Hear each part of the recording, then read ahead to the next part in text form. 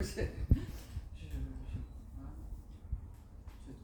une merveille. Oui, alors. Oui. Mais on pourrait en parler pendant des siècles. On en parlera. Dire des choses différentes. Ce qui est quand même extraordinaire. Ouais. L'avantage de cette intervention, c'est que grâce à Suzanne, nous connaîtrons à la fin de la 50aine de pages qu'il faut réellement lire. Ah, faut commencer par Combray aussi. C'est ça. Combray et Val des Têtes, oui. C'est ça, ce qui concerne le Val des Têtes. C'est pas aujourd'hui. C'est Combray. Je lis sur les origines. Est-ce que je parle assez fort? Non. Non. Demandez à Xavier qui a été mon élève. J'étais au premier rang, bien sûr. Et lorsque au dernier rang, quelqu'un levait la main en disant « Madame, on ne vous entend pas », je répondais « Une seule solution, le silence absolu ». Il y a des classes de 40 de cette époque-là. Il fallait gérer. Ça va? Non, vous n'entendez pas? Non. Oui, il n'y a pas que des charrettes blondes là. Oui, c'est ça. Tout à fait. Voilà, pendant qu'on attend les derniers arrivants et que je fais les réglages, voilà, Suzanne adore savoir un peu à qui elle va s'adresser. Si on fait un très très rapide, comment on appelle ça, combi, en commençant par Nanou. C'est-à-dire que Voilà, veux-tu savoir? Marie Zielinski, Oui. qui entre autres organise le salon du livre de Solesmes. Jeanne-Marie. Alors, Jeanne-Marie Diner, agrégée d'anglais, et j'ai traduit Wilfred Owen. Que j'ai lu. Voilà. Stéphane Hirschi, professeur à l'Université de Valenciennes. Il m'arrive de faire des cours sur Proust. Ouais. Et d'essayer de faire aimer Proust à mes études. Le son. Donc Stéphane Hirschi, professeur de lettres à l'Université de Valenciennes et qui tente de faire aimer Proust à ses élèves. Vincent Bricou, Ancien élève aussi. ancien élève comme moi de Suzelle quand elle enseignait les lettres au lycée Paul Duet de Cambrai. Suzelle et Suzelle. C'est moi. Paul Duet. Oui. Mon mari, quand elle avait Paul Duet, moi j'étais à Fénelon, je suis de Cambrai. Vous vous appelez? Comment? Quel est votre nom aussi? Dramez. Vous n'êtes pas allé à Fénelon? Non. Moi je suis à Fénelon. Aïe, aïe. Là, dans le nom de Dramez, ça vient d'arriver. Je suis désolée, je suis un peu en retard.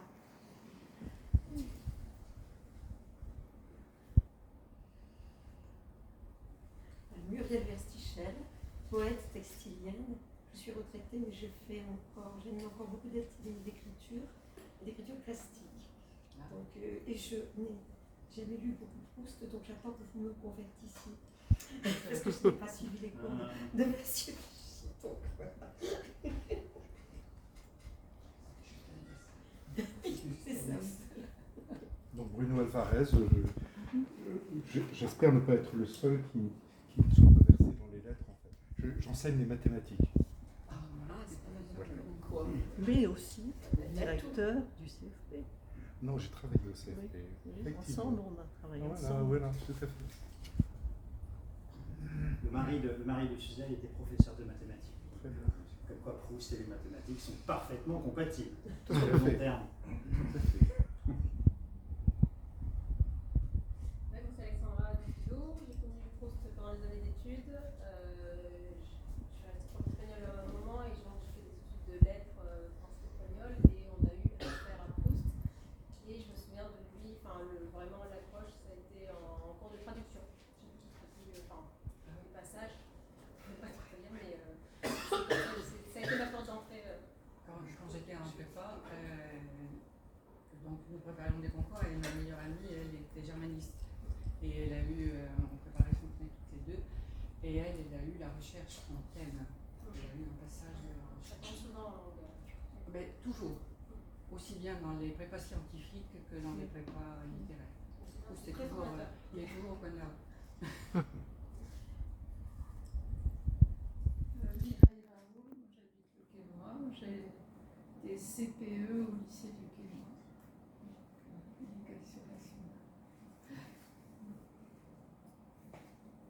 Paul Raoult, moi j'ai prof d'histoire-géographie en retraite. Accessoirement. Raymond, Ben, moi, j'ai été professeur d'anglais-français en retraite aussi. à Fénelon. À quel endroit? À Fénelon Pardon? À Fénelon Non, à Jeanne d'Arc à Cambrai, Ah oui. et puis après à Saint-Jean-Baptiste à Valenciennes. Mais j'ai fait un bac philo à l'époque. Et j'étais pas très amie avec Proust, c'est pour ça que finalement. Donc je me suis dit, je vais essayer de m'instruire un peu. J'espère Roger. à la hauteur. Annie et Roger Le Pet. Donc, Cascadeur. voilà. Quand je ne cascade pas, il m'arrive d'écrire 4 mots que mon épouse illustre. Que j'ai lu, c'est charmant. Marie-Pierre. Alors moi je suis Marie-Pierre Guillet, 20 ans assistante culturelle pour la ville d'Aulnois. Je travaille dans une bibliothèque et puis je suis linéaire de la soirée parce que je connais très peu Proust. Voilà, j'avoue. Je suis venue pour m'instruire. Oh là là. Et auteur aussi de 2 livres, voilà, depuis ma mise en retraite depuis 2 ans. Mise en retraite. Alors, je vais vous dire qui je suis, moi. Donc, je m'appelle Suzanne, Landré-Tangoise. Et les méandres de la vie m'ont amenée en Isère. Je partage ma vie entre Voiron, à côté de Grenoble, et Villard-de-Lans, et je voyage énormément. Quand je suis à Voiron, j'ai le Vercors devant moi, le monastère de la Grande Chartreuse à gauche, le monastère de Chalais à droite, et quand je prends ma voiture pour aller voir l'aîné de mes petits-enfants, je vais voir le palais idéal du facteur Cheval à Haute-Rive. On peut peut-être dire que je suis bien entourée, mais le paysage de mon âme, c'est la baie de Somme. J'y retourne chaque année. Je loue la même maison, derrière la maison de mes parents, une des parfaite, et je marche dans mes pas avec le plus grand bonheur chaque année. Voilà. Et la solitude, c'est moi. Donc, je me suis demandé, j'avais pensé dire en finale ce que j'ai dit tout à l'heure à Jeanne-Marie, vous me permettez de vous appeler par votre prénom. Je me suis demandé, j'ai travaillé pendant des années. Le hasard a fait que la recherche est tombée au programme de tous les concours que j'ai passés. L'IPES, j'étais en prépa à Féderde. Les profs d'Hippocagne m'ont dit refusez, vous avez le profil de Fontenay. C'était quand même un peu risqué. Excusez-moi. Je les ai écoutés et au programme de Fontenay l'année d'après, la recherche. Et quelques années après, pas beaucoup, au programme de la Grègue, la recherche. Donc Marcel Proust m'a accompagné toute ma vie. Et il se passe parfois que les questions les plus évidentes, on ne se les pose pas tout de suite. Et il y a très très peu de temps, je me suis dit, mais pourquoi suis-je autant fascinée par la personnalité de Marcel Proust autant que par ce qu'il écrit? Et j'ai compris, je me suis donné ma réponse. Il est seul, et il regarde les autres. All the world is a stage, men and women are merely players, as you like it, c'est pas d'hier. Plaudite amici, commedia finita est, c'est pas d'hier non plus. A stage, players, commedia. Le monde entier est une vaste comédie humaine. Marcel Proust ne travaillait que la nuit. Je peux pas. C'est bon, votre texte. Hein. Oui, là, merci. Marcel Proust ne travaillait que la nuit. J'écris la nuit. Je peins la nuit. On vous demande pourquoi. Mes nuits sont plus longues que vos jours, sont plus belles que vos jours, c'est sûr. Et donc, j'ai trouvé cette harmonie dans la solitude. Je dis parfois en souriant, je partage mon lit avec beaucoup d'hommes illustres, les livres. Voilà. Et ainsi est ma vie. Voilà. Je me permets de commencer.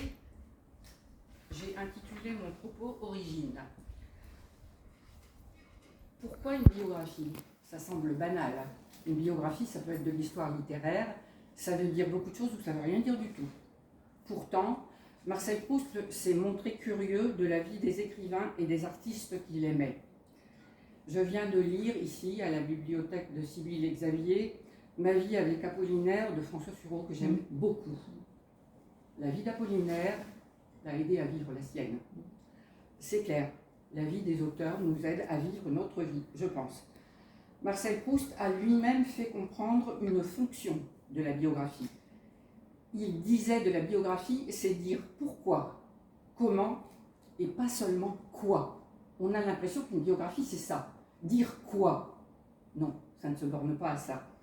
Je commencerai par quoi, pour arriver à pourquoi et à comment. Il ne s'agit pas de description, mais d'expérience intérieure, celle qui sera transformée en littérature et en personnage de roman. La biographie raconte la source du roman, ce qui l'a rendu possible. Bien sûr, je suis à l'ombre de Marthe Robert, le roman des origines et l'origine du roman.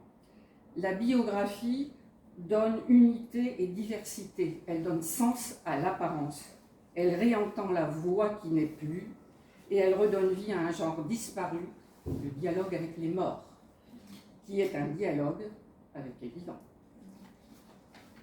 Ma première réflexion, vous avez vu le panorama, je suppose, portera donc sur la famille. On peut en dire beaucoup. Tant qu'il est vrai que nous sommes tous issus d'une famille, ça c'est évident, et que nous avons pour certains d'entre nous tenté l'aventure, costaud, de la descendance. Famille, je vous hais, disait André Gide. Tous, nous adorons notre famille. Et il y a des moments où nous la brûlons. Et nous recommençons, en sens inverse, à l'infini.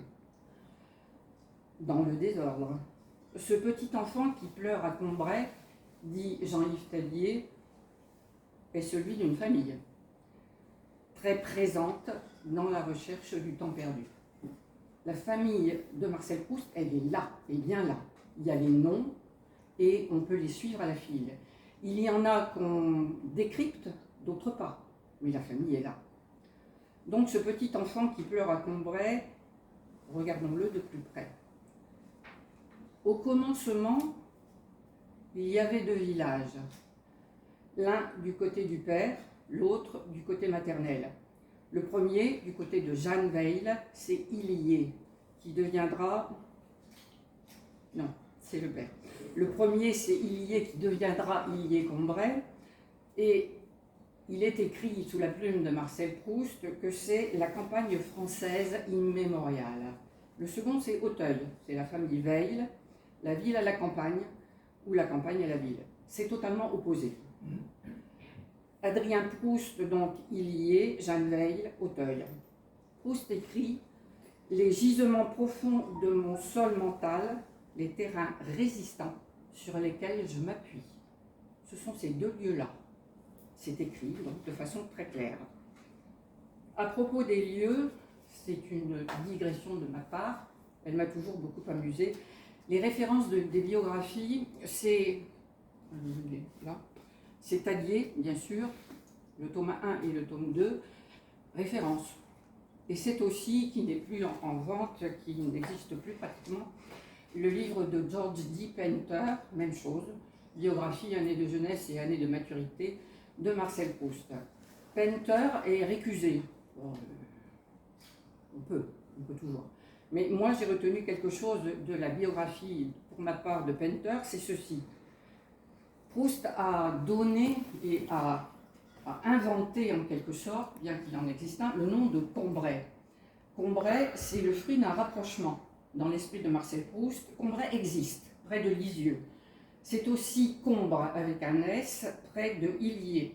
c'est Combourg parce qu'il adorait Chateaubriand, c'est Cabourg parce qu'il y est allé, Cabourg existe, mais c'est Cambrai, parce que Cambrai a été Les trois clochers. les trois clochers, oui.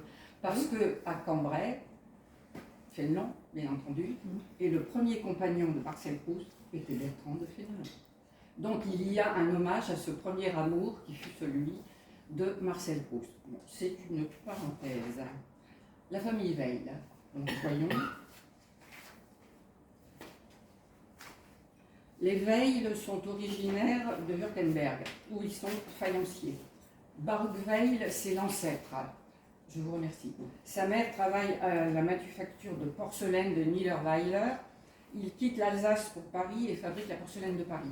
Il y a à Paris, j'irai un de ces jours, je ne sais pas quand, un musée dans lequel il est gardé les services et les éléments de porcelaine qui ont été ceux de la famille Veil. Baruch est le Moël de la communauté juive. Il a une responsabilité.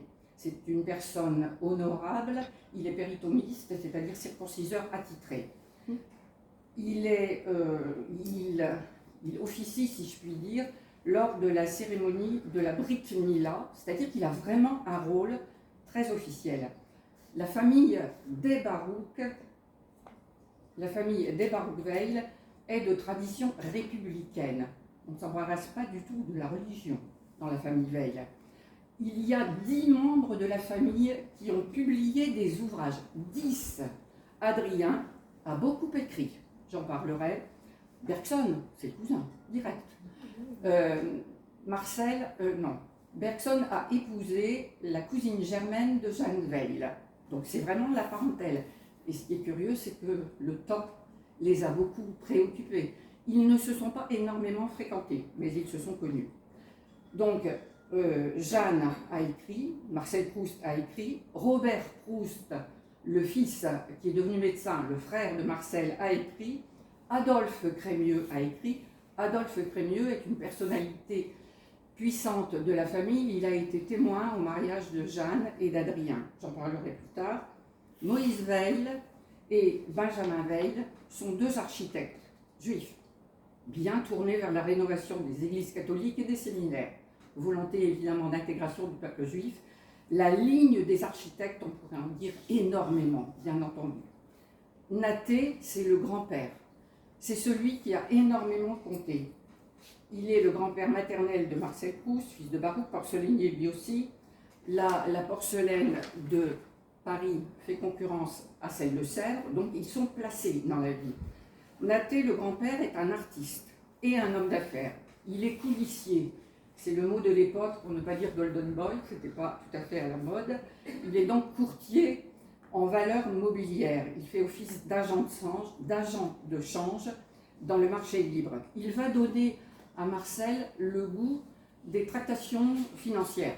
Marcel doit être royalement recoté, mais il aura le goût des tractations financières. Il habitait le quartier des boursiers, des hommes d'affaires. Il est passionné de théâtre et d'opéra. Voilà la famille Veil. Il n'observait que les grandes fêtes religieuses. Ils ne sont pas du tout pratiquants. C'est à son grand-père que Marcel s'adressait lorsqu'il avait besoin d'argent, donc il a énormément compté. Et Naté Veil était libre penseur, peut-être franc-maçon. Si on regarde le tombeau de Georges de la famille Veil, il y a l'obélisque. Alors moi, bêtement, je m'attendais à l'obélisque de la Concorde, évidemment non, mais il y a la forme de l'obélisque, et c'est le signe de la franc-maçonnerie.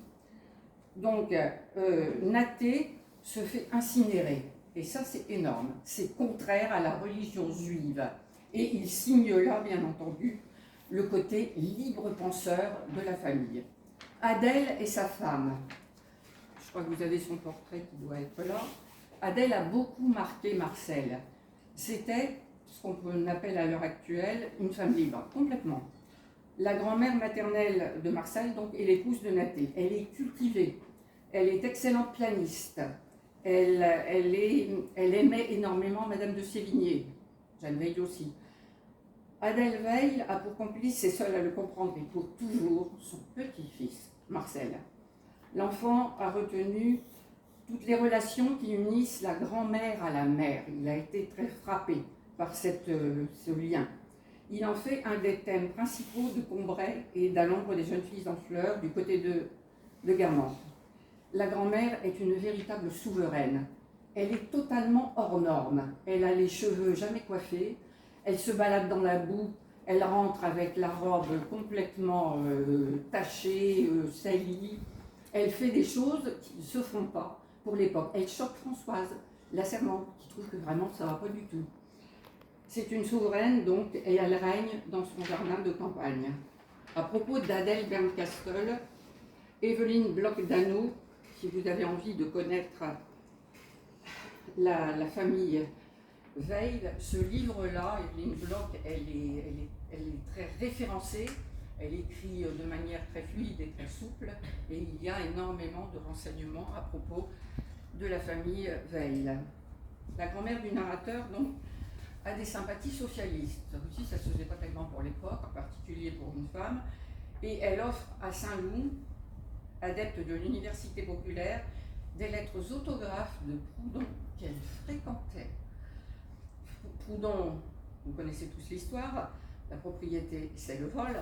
Il y a des phrases frappantes bien entendu de Proudhon. L'anarchie est le plus haut degré de liberté et d'ordre auquel l'humanité puisse penser. Bon. S'il est un être qui, avant nous et plus que nous, ait mérité l'enfer, il faut bien que je le nomme, c'est Dieu. Donc, Adèle fréquente l'oncle Crémieux et elle lui parle énormément de Proudhon. On peut la résumer par la liberté de penser, le goût de l'art, le refus des mondanités, c'est ce que je viens de dire, l'amour de la nature. Il n'y a rien de futile en elle. Ces différents traits font de la mère de Jeanne un être à part. C'est une excentrique, c'est une originale. Elle n'est pas toujours comprise des siens. Et Françoise, qui est la servante, bon, c'est tout, c'est pas, hein, c'est la servante de la famille, elle la juge. Et elle dit d'elle, c'est l'extrême des autres. Françoise, donc, lui règle son compte en quelque sorte. Alors, Adèle est encore passionnée de théâtre, elle est cultivée, elle est abonnée à plusieurs cabinets de lecture. C'est un personnage. La recherche du temps perdu n'a pas été le premier titre de la recherche. Il y a plusieurs anecdotes à propos du texte. Quand Marcel Proust a présenté son texte au premier éditeur, il n'y avait pas un gramme de ponctuation. Il a été refusé direct. Ensuite, il n'avait pas appelé la recherche du temps perdu. Il l'avait appelé les intermittences du cœur. Et ça, c'est Adèle. Et c'est son père, le médecin. Intermittence, c'est pas battement de cœur, c'est autre chose. Je ferai référence à propos de son style à ses intermittences. Le mot est très lourd et il veut dire beaucoup de choses. Voici ce que Proust écrit à propos de sa grand-mère. Je trouve que c'est l'un des passages les plus frappants et les plus émouvants de Sodome et Gomorrhe 2. Dès la première nuit, comme je souffrais d'une crise de fatigue cardiaque, tâchant de dompter ma souffrance, je me baissais avec lenteur et prudence pour me déchausser. Mais à peine eus-je touché le premier bouton de ma bottine, ma poitrine s'enfla, remplie d'une présence inconnue, divine. Des sanglots me secouèrent, des larmes ruisselèrent de mes yeux. L'être qui venait à mon secours, sa grand-mère est morte depuis un an, l'être qui venait à mon secours et qui me sauvait de la sécheresse de l'âme, qui me sauvait, c'était celui qui, plusieurs années auparavant, dans un moment de détresse et de solitude identique, dans un moment où je n'avais plus rien de moi, était entré et qui m'avait rendu à moi-même, car il était moi et plus que moi. Je venais d'apercevoir dans ma mémoire, penché sur ma fatigue, le visage tendre, préoccupé et déçu de ma grand-mère. Donc, pour la première fois depuis les Champs-Élysées, où elle avait eu son attaque, je retrouvais, dans un souvenir involontaire et complet, la réalité vivante. Et ainsi, Dans un désir fou de me précipiter dans ses bras, ce n'était qu'à l'instant, plus d'une année après son enterrement, à cause de cet anachronisme qui empêche si souvent le calendrier des faits de coïncider avec celui des sentiments, que je venais d'apprendre qu'elle était morte. Car aux troubles de la mémoire sont liées les intermittences du cœur. C'est beau, hein? Les intermittences du cœur, donc, c'est pas seulement le titre d'une partie. Ça a été le titre de l'ensemble dans les projets premiers de Marcel Proust. Fond et forme. Je fais une petite digression. Les intermittences, ça appelle une réflexion sur le style de Marcel Proust. Pour ma part, à chaque fois que j'ai commenté Marcel Proust, j'ai fait un parallèle avec Montaigne. Je croyais qu'il m'appartenait. Et puis j'ai découvert dans Antoine Compagnon que je n'étais pas du tout la seule. Thibaudet aussi a fait des références au style de Montaigne, à Sceaux et à Gambade. C'est ça, complètement. Il était asthmatique, Marcel. Il faut le lire, hein. Il faut avoir du souffle. Donc, la phrase la plus longue, je ne vous la lirai pas parce qu'elle fait 3 pages, elle est au milieu, Sodome et Gomorrhe, et elle parle de ce qu'il appelle les invertis, qu'il ne nommera jamais les homosexuels, jamais, les invertis. Et pile au milieu, ça veut dire quelque chose. Donc, je l'ai dit tout à l'heure, la première édition de la recherche refusée n'avait pas de ponctuation. Je suis toujours dans la biographie. Louis Veil, j'ai parlé d'Adèle, de Nathée et d'Adèle, Louis maintenant l'oncle. C'est le frère de Nathée, homme d'affaires, fabricant de boutons et de mercerie, ils sont tous dans le commerce. Peut-être avez-vous vu sur Arte récemment l'histoire du peuple juif. Et, enfin bref. Donc il est marié à Émilie Oppenheim, fille d'un banquier, donc c'est toujours pareil. L'accroissement de la fortune, qui est toujours à l'horizon. Il voue ses loisirs à sa famille et beaucoup aux belles actrices et aux cantatrices. Le couple oncle et neveu se retrouve dans la recherche, dans le personnage d'Adolphe et le narrateur dans Charlus et Saint-Loup. Il est disséminé un peu partout, hein, évidemment. Le mot oncle apparaît 6 fois plus dans la recherche du temps perdu que dans la moyenne des textes de l'époque. Donc il faut noter quelque chose, et ça, les anthropologues ne s'en sont préoccupés. Les anthropologues spécialistes des sociétés primitives ou orientales signalent et confirment le rôle de l'oncle maternel. Bon, Louis, Georges. Je me suis tournée sur moi-même. Ma maman était d'une très nombreuse famille, à côté d'Arras. J'ai eu beaucoup d'oncles. Mon père était fils unique, l'affaire a été réglée. Mais c'est vrai, mes oncles ont beaucoup compté. Maintenant, c'est tout, c'est une parenthèse. Louis, donc, est un esprit ironique qui est celui de la famille Veil. Le personnage de l'oncle Adolphe, on retrouve le Louis là-dedans. Il apparaît dans Jean Santeuil, qui, dit-on, est le brouillon de la recherche du temps perdu. Il y a beaucoup de choses dans Jean Santeuil. Il a une admiration, ce Louis Veil, commune avec Jeanne Proust pour Madame de Sévigné. Je connais une autre mère, dit-il, qui ne se compte guère et qui est toute transmise à ses enfants.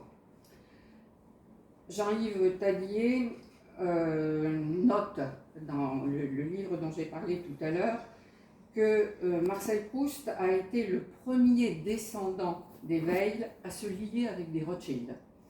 Donc c'est toujours le même désir et la même volonté d'assimilation des Juifs aux différentes couches de la société.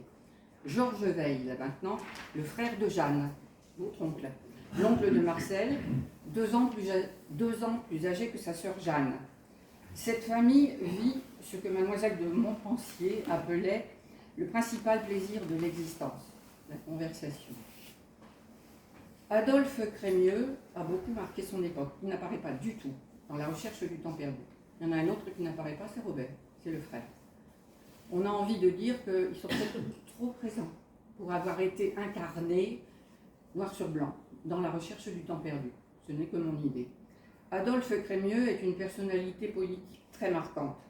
C'est le témoin du mariage de Jeanne et d'Adrien, C'est le grand-oncle de la mariée, c'est une figure très prestigieuse du judaïsme français. Il est ministre de la Justice en 1848. Il supprime la peine de mort pour crime politique. Il donne la nationalité française aux Juifs d'Algérie. Il abolit l'esclavage dans les colonies. C'est beaucoup. Il est député d'Alger. En 1870, à nouveau ministre de la Justice. Il n'apparaît pas du tout dans la recherche. Jeanne, maintenant. Les critiques littéraires vont se permettent toujours des petites plaisanteries. Je me souviens qu'à l'époque où j'ai commenté Baudelaire dans la classe de Xavier, j'avais fait référence au fait que, faut oser, l'un des critiques avait dit que Baudelaire avait écrit l'Albatros parce qu'il était beau dans l'air. Faut oser, non ? Alors évidemment, c'est à deux balles, enfin bon, la même chose pour Jeanne. Mère veille, elle a veillé toute sa vie sur son fils. Donc Jeanne a une vaste culture, c'est une femme discrète, une épouse dévouée, elle est mère admirable, peut-être un peu trop présente.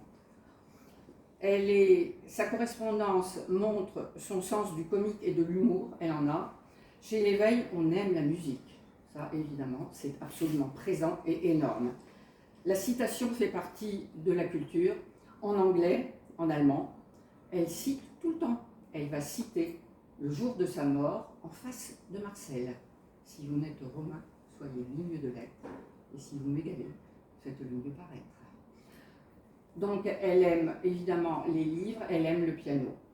Elle est incroyante.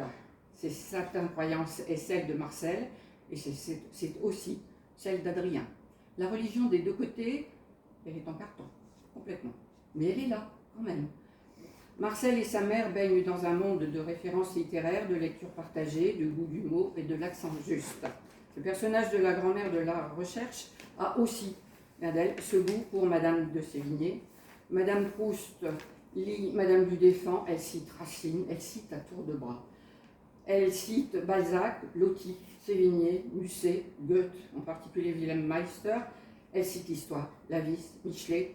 La vie est ainsi tissée de littérature jusqu'à en rêver, mais vraiment, tout le temps. Jeanne Veil meurt en faisant une citation, je viens de le dire, que ce petit-là n'ait pas peur, sa maman ne le quittera pas. Si vous n'êtes romain, soyez digne de l'être, et si vous m'égalez, faites le mieux paraître. C'est une vie passée en littérature qui transmet un dernier message dans un dernier souffle, comme si le livre interprétait l'existence et la mort. Jeanne et Adrien. Toujours Madame Bloch-Dano comme référence. Les goûts de Jeanne et d'Adrien sont à l'opposé. Jeanne est très cultivée et Adrien est absolument imperméable à la littérature et à l'art. Le docteur Proust ne partage aucun des centres d'intérêt de sa femme. Quelques étapes de charme dans la vie du mari de Jeanne, quelques c'est gentil, il y en a eu beaucoup. Il a pour belle amie comme l'oncle Louis, ils ont la même petite amie c'est gentil, Laure Eman, l'un des modèles d'Odette de Crécy.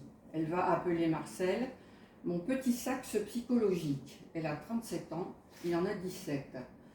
Jeanne et Madame de Sévigné ont cela en commun.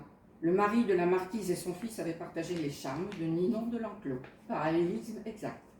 Devant Laure Eman, il y a 3 générations de Veil, là, dont elle est la maîtresse. 3 générations, Louis, Adrien, Marcel. Marcel a eu des aventures, 17 ans. Hein.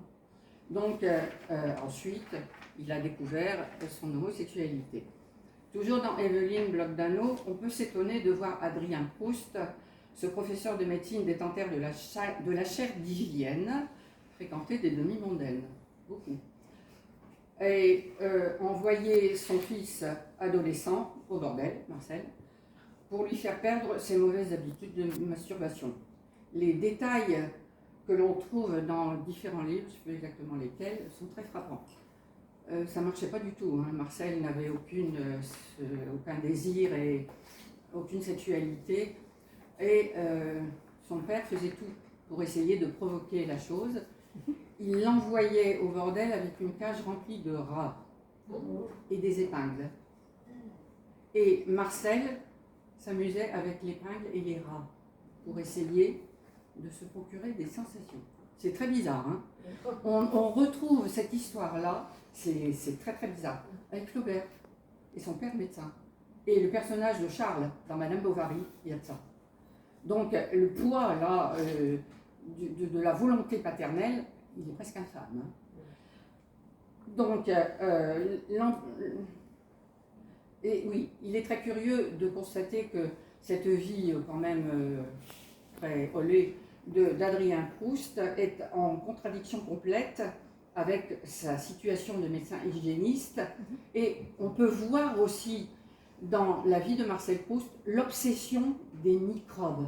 Hein, il se protège de tous les côtés, les plaques de liège, etc., les fumigations partout. Donc tout cela est évidemment dans la ligne du père. Il y a une lutte obscure dans la famille entre le propre et le sale. On peut résumer ça comme ça. Il faut voir d'autre part que Adrien a été le grand maître du cordon sanitaire. C'est une distinction énorme, j'y reviendrai dans la vie d'Adrien Proust. Jeanne fut donc une épouse trompée, et largement. Mais il ne faut pas l'imaginer comme une épouse mélancolique et aigrie, pas du tout. Elle est, selon Robert Soupeau, l'historien, la secrétaire, la collaboratrice de son mari. Chacun a ses pôles d'excellence. À lui, la science, les honneurs, les cercles du pouvoir, le labeur incessant. À elle, la famille, la culture et les acquis de la grande bourgeoisie. Adrien Proust est vécu par son fils comme doté d'un positivisme irraisonné et superbe. Ça n'a jamais été entre le père et le fils. Ça allait peut-être trop bien entre la mère et le fils. Mais quand Adrien est décédé, Marcel a écrit à Anna de Noailles une lettre magnifique que je vous lirai plus tard. Ce couple dissemblable, Jeanne et Adrien, paraît bien unis jusqu'à la mort.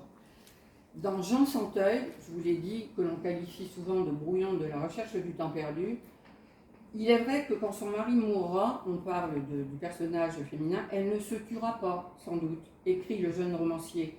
Elle mourra de chagrin, mais non. Elle ne se laissera pas mourir si elle a encore un fils. Ça ressemble à Andromaque. J'arrive plus à trouver le verbe. Mais il me reste un fils, vous saurez quelques jours pour un fils, jusqu'où va notre amour, mais vous ne saurez pas, moi je le souhaite, en quel trouble mortel son intérêt nous jette. Donc, voilà, Marcel et sa mère maintenant. Toujours Évelyne Bloch-Dano. Évelyne Bloch-Dano cite un proverbe touareg. Moi j'aurais mis le singulier de touareg, c'est Tari. Enfin, je cite. Un proverbe touareg qui dit ceci: la mère préfère le petit tant qu'il n'a pas grandi, l'enfant malade tant qu'il n'a pas guéri, et celui qui voyage tant qu'il n'est pas revenu. Marcel ne grandira pas, ne guérira pas, et voyagera très peu. J'avais toujours 4 ans pour elle, dit-il. Mon cher, alors les surnoms qu'elle donne à son fils sont des surnoms. Mon cher petit loup, mon pauvre loup, il y en a beaucoup. Mon petit jaunet, mon serin, mon benet, mon nigo, mon petit Frédéric, c'est la référence à l'éducation sentimentale qu'elle aimait beaucoup. Il a été l'objet de très nombreux surnoms, de la part de ses amis aussi. On l'a appelé Poney, l'écran, c'est le palindrome de Marcel, l'abeille des fleurs héraldiques, c'est un peu compliqué, le flagorneur, le saturnien, l'homosexualité, le saturnien, et dans les salons, on l'appelait régulièrement Popelin cadet. Voilà. Céline, c'est Céline bien sûr, hein. Lui, il cite cette phrase: il fallait faire bouillir le chevreau dans le lait de la mer. Alors là, sur les chevreaux, il y a beaucoup à dire. Marcel lui-même se qualifie de chevreau. Le chevreau, c'est l'hymne d'Israël. C'est le Had Gadia. Et dans le Had Gaïa, c'est cité dans ce livre d'Antoine Compagnon, Proust du côté juif. Si vous avez l'occasion de le lire, ne le ratez pas, il est ici. Et le Had Gadia, c'est une succession, c'est une chanson Tessaër, c'est du judéo-araméen, qui regroupe les différentes nations ayant habité la terre d'Israël. Le chevreau, d'abord, c'est le peuple juif. Par hasard, un agneau se baignait le long d'une onde pure. Voilà, c'est ça. Le chat, c'est la Syrie. Le chien, c'est Babylone. Le bâton, c'est la Perse. Le feu, c'est la Macédoine. L'eau, c'est Rome. Le bœuf, des Sarrasins. Le choé, des croisés. Choé, j'ai cherché. Et j'ai eu beaucoup de mal à trouver la signification du mot choé. J'en ai trouvé une. Le choé, dans le rituel juif, c'est l'instrument de sacrifice des animaux. Et ensuite l'ange de la mort. Ce qu'on peut voir, c'est la gradation. Ça va jusqu'à la mort. C'est l'histoire du peuple d'Israël. Donc, l'histoire se conclut par le retour des Juifs en Israël grâce à Yahvé. Yahvé, tétragramme, qui n'en est pas un, YHWH, il y a 2 fois la même consonne. Il n'y a pas de paradigme temporel en hébreu. C'est du rare. C'est le contexte qui donne le temps. Dans toutes les langues, il y a un passé, un présent et un futur. Il y a... Non ? Le futur en japonais. Ah bon, alors je ne savais pas. Donc monsieur rectifie et je répercute, il n'y a pas de futur en japonais. Mais il y a un passé et un présent. Oui, en hébreu, il n'y en a pas. Donc ça, pour moi, ça a été une surprise. Mais on traduit quand même. Que veut dire Yahvé ? Je suis le cycle à l'université de Grenoble des religions et on traduit quand même. Donc il y a différentes traductions. On dit que Yahvé veut dire je suis celui qui sera, je suis l'étang. Enfin, il y a des variations que je vois plus tard. Donc le destin du chevreau, qui était le nom que Marcel se donnait à lui-même, il a écrit un texte où il dit le chevreau est mon frère est le chevreau. Donc c'est bien le quadrille innocent qui se baignait au bord du nom de Cure. C'est La Fontaine parfaitement. Marcel et son frère Robert. Je suis dans les temps ? Non. Non. On va aller voir Robert. Oui. Alors Robert. Ben Marcel. Oui, Marcel et Robert. Voilà. Voilà, Marcel et Robert. Ah ben oui, comme ça je pourrais Ils sont derrière vous, hein. Leur tenue écossaise. Lignard. Marcel est à droite et ils sont habillés en fille, mais c'est la tradition, hein. C'est pas, il n'y a rien d'extraordinaire là-dedans. Ce qui est frappant, c'est leurs yeux. Hein, ils ont le même regard. Et dans le livre d'Antoine Compagnon, Jérôme Kataoui, dans Ménorah, parle du regard oriental et assyrien de Marcel, et c'est vrai. Il y a dans le regard de Marcel Proust un charme absolument extraordinaire. Alors, Marcel, est-ce que j'ai le temps J'ai le temps de lire le texte? Oui, non? Peut-être après? Oui. Alors, donc, il y a un texte dans lequel il se met en scène avec son frère. Leur grand-mère témoigne de leur entente parfaite. Il est noté « Ô frère, plus chéri que la clarté du jour ». C'est Corneille, hein, c'est Rodolphe. Hein. Marcel, donc, dédicace les plaisirs et les jours à Robert. Donc, c'est net. Robert Proust a eu des études absorbantes. Marcel n'a pas fait d'études, il n'a pas eu de métier. Il n'a pas gagné d'argent, il en a beaucoup dépensé.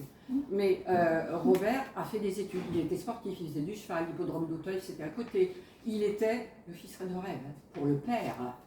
Donc, des études absorbantes, réussite brillante, études, sport. Les deux frères partagent les mêmes opinions sur l'innocence de Dreyfus. Antoine Compagnon a écrit un livre qui s'appelle Proust entre deux siècles. J'adore ce livre-là, parce que l'entre-deux, ben c'est Marcel Proust, complètement. Dreyfus d'un côté, Wilde de l'autre. On l'a. Oscar Wilde est celui qui lui a offert le Cattleya, l'orchidée, qui l'a rendu absolument immortel. Entre deux, c'est le double bing. Le double bing, c'est Derrida. C'est-à-dire que Marcel, il est toujours coincé, il est entre deux, mais vraiment, mais sur toute la ligne. Dans l'entre-deux, il y a beaucoup, il y a Pascal, il y a Nietzsche, j'y reviendrai plus tard. Donc, c'est Robert qui assistera Marcel le jour de sa mort.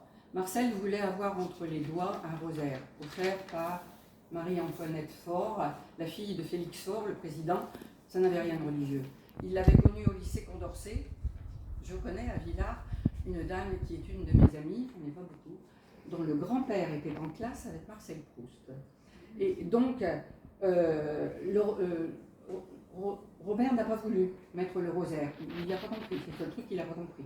Ça n'avait rien à voir avec la religion. C'était le souvenir de Marie-Antoinette Faure, c'est tout. Donc, il assistera époustera son frère.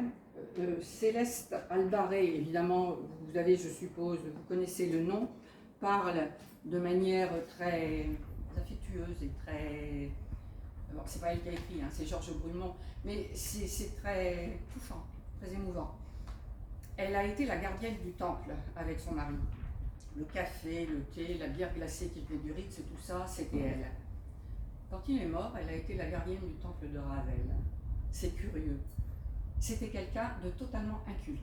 C'était quelqu'un de bienveillant, qui était là, qui aimait Marcel Proust. Elle est passée de Proust à Ravel. Elle est passée dans le temple des grands de l'époque. Donc, Robert Proust fait un mariage arrangé par son père. Anecdote. Adrien fait épouser à Robert la fille d'une de ses maîtresses. C'est plus pratique pour la réunion de famille. Donc, comme son père, et comme son père, Robert aura une maîtresse attitrée. Jeanne et Robert, maintenant, il y a peu de documents sur les relations, il y en a beaucoup, Jeanne-Marcel, il y en a moins avec Robert, c'est normal. Il y a peu de documents, donc la même tendresse, cependant, imprègne ses lettres à ses deux fils. Voici comment elle souhaite l'anniversaire des 30 ans de Robert, Jeanne. C'est très joli. Aujourd'hui, cher petit, je te souhaite tes seconds 15 ans, avec la même tendresse étendue sur vos deux têtes.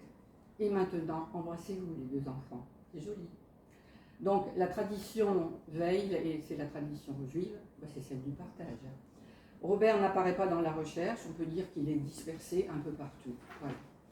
Voilà pour la famille Veil. La famille Proust, est-ce que vous voulez me dire quelque chose? Des questions? Oui. Est-ce que vous voulez des questions, un petit break, une petite minute, histoire de reprendre son souffle, notamment pour Suzanne. Je vous écoute.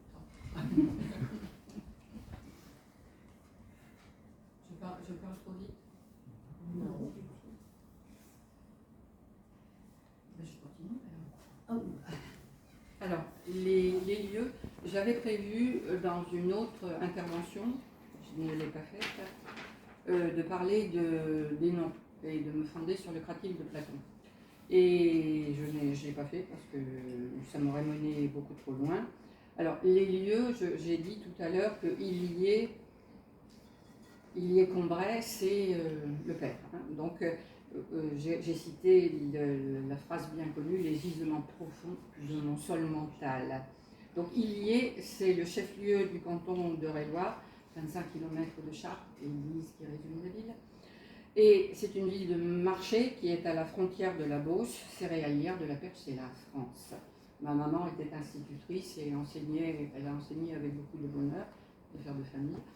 Et elle disait toujours, le Beauce et la Brie, le grenier de la France. Je me souviens de cela. Et quand j'ai pris le TGV, tout ça m'est revenu en tête, bien entendu. Vous ne pouvez pas savoir quel bonheur j'ai eu de voir l'horizon horizontal, une pavarde de montagne.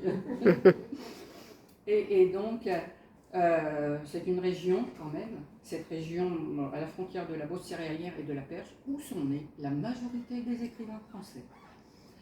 Donc, la famille Proust, pour l'anecdote, Proust ça veut dire prévôt, officier de justice, etc. La famille Proust maintenant, il y a beaucoup moins de renseignements et de densité, il faut bien le dire, dans la famille Proust que dans la famille Veil. Donc, les ancêtres sont des cultivateurs d'Adrien, ou ce sont des marchands. Le père d'Adrien, c'est François Valentin Proust. Il tient une épicerie place du marché, il vend du fil, du sucre, il n'est pas dans un musée à Sèvres, il n'y a pas de postérité, il vend du sabot, des papiers, tout le nécessaire d'un bourg de campagne. François, donc le père d'Adrien, approvisionne la paroisse en cierges qu'il fabrique. Adrien a grandi dans cette atmosphère où se mêlent les odeurs familières, exotiques et religieuses. Il envisage d'abord la prêtrise, vocation, non. C'est la voie logique de la promotion sociale pour un jeune garçon doué, élevé dans un milieu catholique, modeste. Pensionnaire, il est boursier à Chartres, c'est une enfance ancrée dans un milieu provençal et c'est concret, vraiment concret. C'est pas du tout la famille Leil. La mère d'Adrien, elle s'appelle Virginie Torcheux. Est-ce qu'on peut, non? Donc Virginie, elle est rapidement veuve à la mort de son mari en 1855 et elle reprend tout. Son commerce, elle élève seule ses 2 enfants, Adrien et Elisabeth. Adrien aura une sœur toujours malade. Sa vocation de médecin, elle est un peu là, probablement. Un fils médecin, donc qui deviendra médecin, Adrien, et qui remplit son devoir en allant voir sa mère, une fois par an, rien de plus. Et entre les médecins, la famille Proust n'ira jamais au mariage, n'ira jamais au baptême. Les enfants de Proust, Marcel et Robert, ont été baptisés. Jamais, ils ne seront jamais là. Donc, entre le médecin libre penseur, en l'occurrence Adrien, et la veuve pieuse, mais alors d'une piété, il n'y a rien du tout. La communication, elle n'existe pas. Elle n'est pas venue à son mariage ni au baptême des enfants. Et elle rendait, pour témoigner de son ouverture d'esprit, elle rendait les écoles laïques indistinctement responsables du ralentissement de son épicerie et de l'humidité de la saison. Donc voilà, j'ai passé mes vacances en Bretagne, invitée par une amie, c'était une surprise merveilleuse, un mois dans les Côtes d'Armor. Et elle-même était prof de SVT, je l'ai connue. Et petite anecdote, ses parents n'étaient pas du tout riches, du tout. Ils avaient mis leurs 3 enfants à l'école publique, laïque, et les patrons ont enjoint l'école privée. Et en Bretagne, je ne le savais pas, l'école laïque s'appelle l'école du diable. Donc, Adrien Proust, lui, allons-y, il est né le 18 mars 1834, après un début de carrière fulgurant dans la pathologie. Il se tourne vers l'épidémiologie où il va marquer son siècle. En 1866, le choléra fait des ravages partout. Adrien avait la certitude que les règles de l'hygiène publique s'imposaient. C'était avant la pandémie. C'est lui l'inventeur du cordon sanitaire. C'est quand même une anticipation énorme. Hein. C'était une thèse révolutionnaire de découvrir l'hygiène pour évaluer il part pour évaluer la qualité des installations sanitaires russes. Avec une certitude, c'est que le choléra, il a un chemin. Il venait de l'Est, il suivait les voies de communication et qu'il fallait donner la priorité à l'hygiène. C'est l'époque de Claude Bernard qui publie son introduction à la médecine expérimentale. Adrien est aussi quelqu'un de très ambitieux. Il aime écrire, il écrit, et sa voie sera la médecine publique. Brillant médecin agrégé à moins de 40 ans, il a un visage aux traits puissants, aux beaux et grands yeux bleus. Il porte la barbe, c'est ce qu'on appelle un bel homme. Ancien élève du petit séminaire, boursier méritant, collège de Chartres, etc. Républicain. Il n'est pas plus resté chrétien de foi que sa femme de religion juive. La faculté de médecine sous le Second Empire, celle où Clémenceau a fait ses études, est républicaine et athée. La médecine a la fibre démocratique, sans nom, sans famille, sans bourse, sans presque d'argent, mais avec du courage, on peut en gravir tous les sommets. C'est la médecine qui va permettre l'ascenseur social, comme l'on dit. Il a été porté par ce courant scientifique, puis scientiste au milieu du XIXe siècle, emporte la France et dont Auguste Comte, Renan, Littré, Claude Bernard définissent le cadre idéologique. On commence à décrire et à classer avec rigueur. Pinel, Bichat crée l'histologie. Bretonneau décrit l'hystérie et la typhoïde. Parmi les agrégés qui l'encadrent, il y a Charcot, il y a Potin. Il s'appuie sur les recherches de son ami Cottard, un nom qui ne passera pas inaperçu évidemment dans la recherche. En 1873, il se tourne vers l'hygiène et il écrit, donc c'est un écrivain, il écrit un essai sur l'hygiène internationale, ses applications contre la peste, la fièvre jaune, le choléra asiatique. Il se rend en Perse, pensez à l'époque, il se rend en Perse, il étudie le cheminement du choléra, il est l'inventeur non seulement du cordon sanitaire, mais du confinement. Et avant l'heure, donc, il accède au sommet de sa carrière à 51 ans, j'ai un portrait d'Adrien Proust. Je le lis ou pas, Xavier? J'ai le temps ou pas? J'ai pas compris. Non, non. Non. Marcel. Le temps est définitivement perdu. Hein. Marcel a lu ses travaux, donc je vous donne quelques travaux, quelques titres d'Adrien Proust, traité de l'hygiène, de la paralysie labio-glossopharyngée. Proust, à la fin de sa vie, sera persuadé qu'il n'arrive plus à parler. Et ça, c'est son père. Dont Marcel craindra de souffrir, c'était une véritable obsession chez lui. Hein. Quand il est mort, vous connaissez le portrait, le profil, les cheveux tout noirs, il n'a jamais eu de cheveux blancs. Le bal des têtes, ils ont tous les cheveux blancs. Hein. Tous. Donc, il est raconté, c'est dans Taillé ou Élie de Locdano, je ne sais plus, il n'arrivait plus, il s'est pas nourri pendant 5 mois. 5 mois. Donc, il accrochait des morceaux de papier pour que Céleste voie ce dont il avait besoin. Et l'un de ces derniers petits bouts de papier, c'était marqué « Céleste, apportez-moi une tasse de thé vide ». C'est drôle, hein? Une tasse de thé vide. Alors, donc il écrit l'hygiène du neurasthénique aussi, enfin un peu son fils. Il collabore à la Revue des Deux Mondes et bon, il écrit énormément. Voilà. Marcel Proust écrit à Anna de Noailles. Marcel Proust a été toute sa vie bousculé, comme tout le monde, par le fait de n'avoir rien compris à son père. Mais le père n'avait rien compris au fils non plus. Hein. Donc, il écrit ceci à Anna de Noailles le 3 décembre 1903. Adrien est mort le 24 novembre. Il écrit le 3 décembre. Vous ne pouvez pas savoir ce qu'il avait de gentillesse et de simplicité. J'ai toujours été le point noir de sa vie.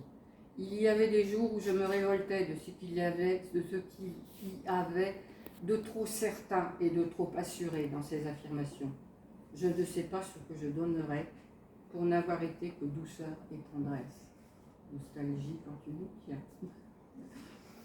Alors, donc, Adrien Proust, dans l'un de ses derniers discours, c'est le tableau de Renoir. Dans l'un de ses derniers discours, donc il écrit et il parle, il fait des discours, évoque dans la distribution des prix d'Illier, il évoquera le paysage que vous voyez derrière vous. Oui, non. Alors, j'ai panique. Le voilà. Alors, c'est un tableau, les champs de blé de Renoir. Il écrit ceci. Aujourd'hui, c'est dans ces grands espaces dont la monotonie fait la puissance que le paysagiste ira plus volontiers chercher une émotion plus secrète, mais aussi plus profonde. Dans ces interminables champs de blé qui changent comme la mer, selon les caprices des rayons et des ombres, de la brise et de la houle. Vous savez écrire. Donc, il y a une vue d'Illier, Xavier, c'est l'église résumant la ville. Voilà. À côté, c'est Chartres et la cathédrale somptueuse. Il est très marqué par les églises. Enfin, aux juifs. Demi-juifs, enfin, ouais, quand même beaucoup. La religion maintenant, baptême catholique pour les 2 enfants. Les Proust, une fois de plus, brillent par leur absence. Peut-être Jeanne vit-elle en cet acte du baptême moins un sacrement religieux qu'une clé, bien sûr, qui donnait au petit-fils de Natéveil plein accès à la société française. Jeanne et Adrien sont athées tous les deux. Ils sacrifient aux exigences de la bourgeoisie sans que cela marquât pour eux un quelconque engagement spirituel. J'ai dit tous les deux, une religion en carton. Mais ils sont quand même de deux pôles qui sont différents. La mort de Jeanne, c'est dans Antoine Compagnon. Proust, du côté juif, Proust a participé à la Ménorah. La Ménorah, c'est le chandelier. Et c'est dans la Ménorah qu'il a commencé à écrire. Jeanne Veil ne s'était jamais convertie. Elle a 56 ans quand elle meurt. Et le consistoire de Paris, à la demande de ses fils, va déléguer un rabbin à ses obsèques. La mort de Marcel, maintenant, dans la revue des Deux Mondes, c'est celle-là, elle est extrêmement... Ça, c'est à moi, elle n'est pas ici. elle est extrêmement riche dans tout ce qui concerne Marcel Proust. C'est la revue de Pénélope Philo. Et là, il y a énormément de choses. C'est passionnant hein, comme référence. Donc, oui. Elle ne s'était jamais convertie. Oui, c'est ce que je viens de dire. La mort de Marcel, oui, maintenant. Dans la revue des Deux Mondes, il est noté qu'il est enterré à Saint-Pierre-de-Chaillé en 1922. On sait que lorsqu'il entra en agonie, son frère refuse de mettre le rosaire qu'il avait voulu avoir entre les mains, j'en ai parlé tout à l'heure. Et il est...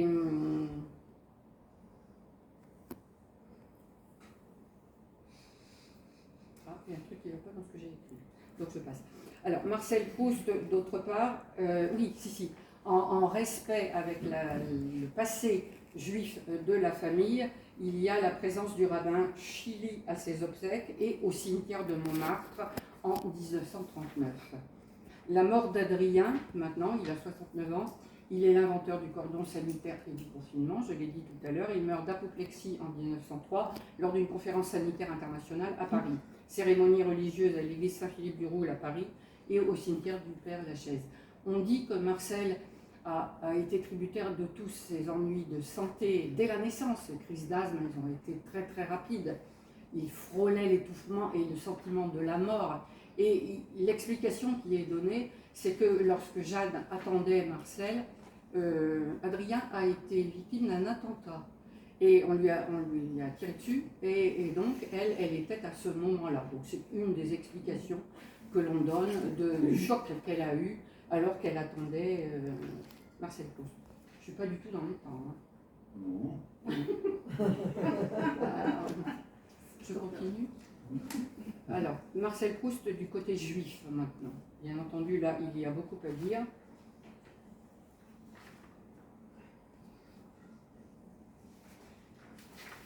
Tristan Bernard, qui fut un ami de Marcel Proust, qui est parti à Compiègne, vous connaissez la rafle des notables d'Anne Sinclair, donc c'est ce moment-là, écrit en 1942. J'appartiens à ce peuple qu'on a souvent appelé élu. Élu, enfin disons en ballottage. Voilà bien Tristan Bernard. Alors, dans le début de Proust du côté juif d'Antoine Compagnon, aussi bien que dans l'édition de Bernard Le Fallois, les 75 feuillets de Marcel Proust, il y a cette phrase qui a beaucoup fait couler d'encre. Il n'y a plus personne, pas même moi, puisque je ne peux me lever, qui aille visiter le long de la rue du Repos le petit cimetière juif où mon grand-père, c'est Natéveil, suivant un rythme qu'il n'avait jamais compris, allait tous les jours porter un caillou sur la tombe de ses parents. Il continue, il le fait. J'ai lu, comme vous, je suppose, le livre de Delphine Orweiler qui s'appelle, quand elle raconte les Kaddish, il s'appelle « Il y a mort dedans ». C'est parler avec les morts. Parler avec les morts, voilà, merci. Elle dit que ce rite-là des cailloux, mon frère est enterré à Versailles, pas loin du carré juif. Eh bien, j'ai vu, quand je suis passée, les cailloux, bien sûr, c'est vrai, Eben, H-E-B-E-N, Eb, les parents, B-E-N, les enfants. C'est le sens, c'est le lien, ce caillou, entre ce qu'il y a en dessous et ce qu'il y a au-dessus, les parents et les enfants. Alors, je parlais donc de ce rite, il a été interprété de toutes les manières possibles et imaginables. Les camarades juifs de Marcel, donc il y a le lycée Condorcet, il y a Léon Brunswick, il y a Robert Dreyfus, Reynaldo Hahn, qui bien entendu va beaucoup compter, Jacques Bizet, le fils du musicien, qui a beaucoup compté aussi. Ça deviendra les compagnons avec ou sans guillemets, comme vous voulez. Il y a ensuite Daniel Halévy, bien sûr, Gaston de Caillavet, Tristan Bernard, Léon Blum, Bernstein, donc il y en a beaucoup. Charles Swann, donc là je me penche vers la recherche, je mets tout n'importe comment, je ne sais pas comment je vais retrouver.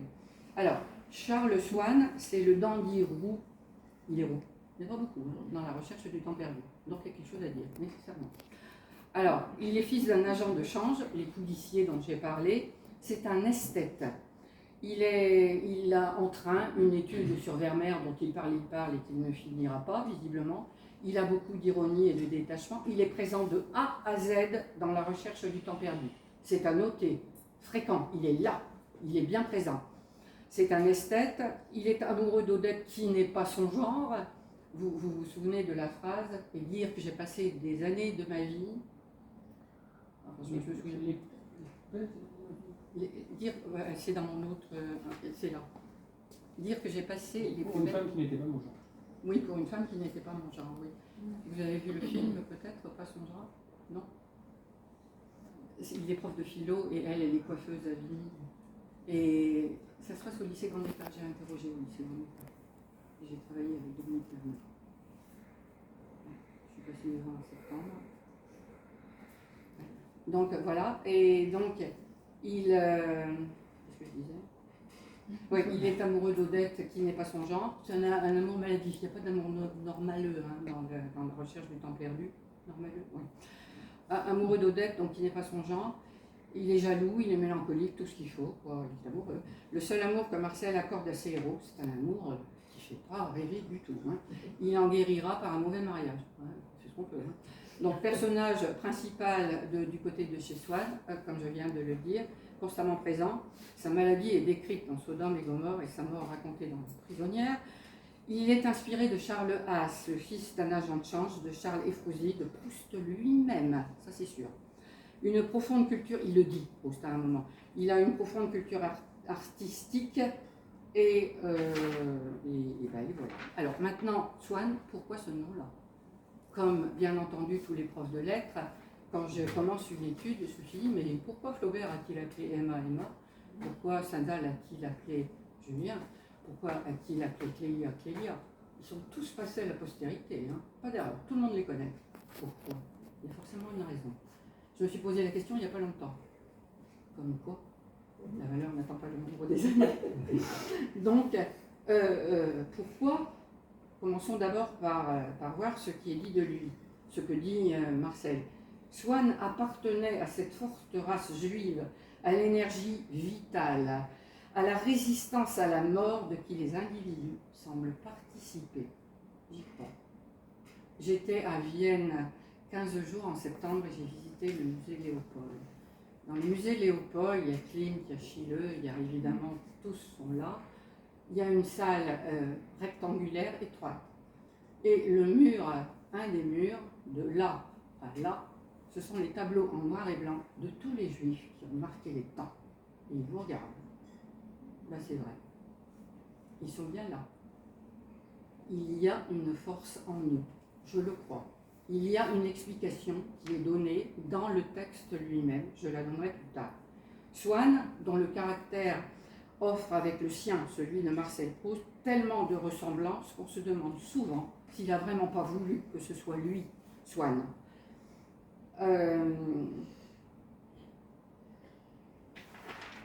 Alors, pourquoi s'appelle-t-il Swann? Swann, ça veut dire cygne, tout le monde le sait. Ben oui, Lohengrin. Jeanne Weil écoutait Lohengrin, elle écoutait Wagner. Marcel Proust aimait les opéras de Wagner. Il aimait Wagner à la folie. C'est normal, c'est Wagner. Donc, en tant que fils de Parsifal, Lohengrin est prédestiné à la vie de chevalier du Graal. L'histoire de Lohengrin, c'est celle-ci, vous la connaissez, je suppose. Une jeune princesse Elsa est accusée du meurtre de son frère. Pour sa seule défense, elle invoque un rêve dans lequel un noble chevalier vient la laver de cette accusation infâme. À ce moment-là, un mystérieux chevalier apparaît dans une nacelle tirée par un cygne. Lohengrin, fils de Parsifal. En tant que fils de Parsifal, Lohengrin était prédestiné à la vie de chevalier du Graal. C'est la littérature médiévale germanique. Le Sturm und Drang, il viendra après, mais il va récupérer tout ça bien comme il faut. Le chevalier au cygne fait revivre la légende du roi Arthur. Parsifal, c'est l'œuvre testamentaire